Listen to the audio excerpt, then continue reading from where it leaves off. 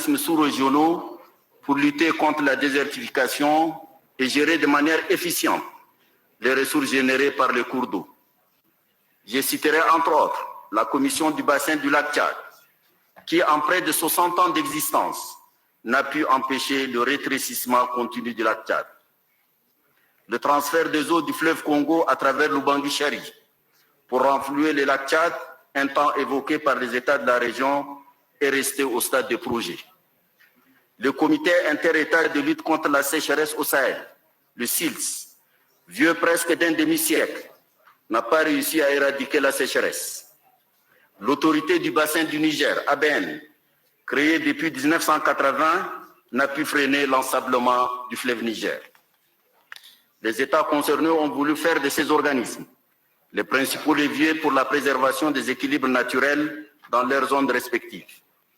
Mais l'avancée inexorable du désert et la dégradation rapide du climat ont considérablement réduit les grandes et légitimes ambitions de ces institutions. Face à cette course contre la montre engagée par l'Afrique devant la destruction de son environnement, l'Union africaine a pris un certain nombre d'initiatives, telles la Grande Muraille verte du Sahel et du Sahara.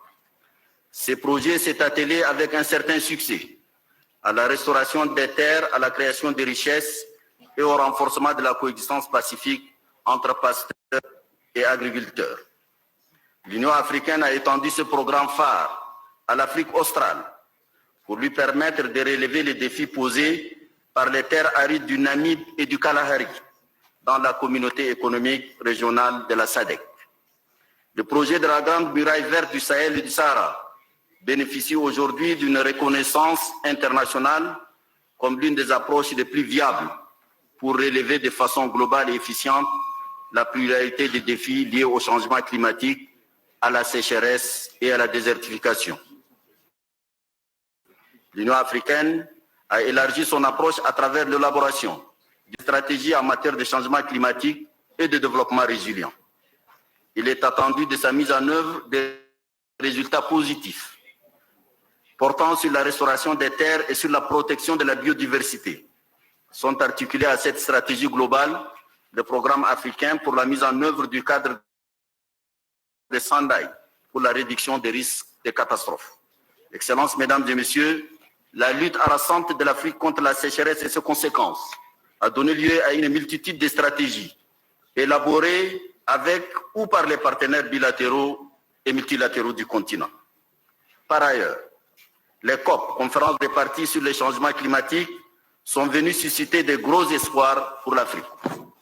À la vérité, toutes ces stratégies et toutes ces conférences n'ont pas atteint les résultats attendus, de même que les promesses qui les sous-tendent n'ont pas été tenues. Stratégies et conférences se suivent et se ressemblent, alors que la dégradation du climat se poursuit inexorablement. Chaque jour qui passe, la démographie augmente alors que l'environnement se dégrade, entraînant la raréfaction des ressources. C'est pour cette raison qu'il faut agir vite avant qu'il ne soit trop tard. Chaque instant de perdu correspond à un espace de gagné par la sécheresse et ses terribles conséquences sur les hommes et sur l'environnement. Pour redonner vie aux immenses espaces dégradés dans le continent, il nous faut aller à la reconquête de notre espace par des initiatives ardues. Et pour illustrer mon propos, je citerai cette formule de Théodore Steg, ancien résident général de France au Maroc, qui disait « Au Maroc, gouverner, c'est pleuvoir ». C'est une invite pressante face aux États d'investir massivement dans de grands projets de réhabilitation des écosystèmes. Je vous félicite, Monsieur le Président Alassane Ouattara, de votre initiative de reforestation en Côte d'Ivoire. L'initiative d'Abidjan qui s'apprête à lancer son Excellence Alassane Ouattara et qui s'inscrit dans la cohérence globale de la lutte pour l'Afrique, que l'Afrique mène contre la désertification, répond à cet impératif d'action, pourvu qu'elle soit soutenue par tous les continents ainsi que l'ensemble de la communauté internationale. Je vous remercie de votre bienveillante attention.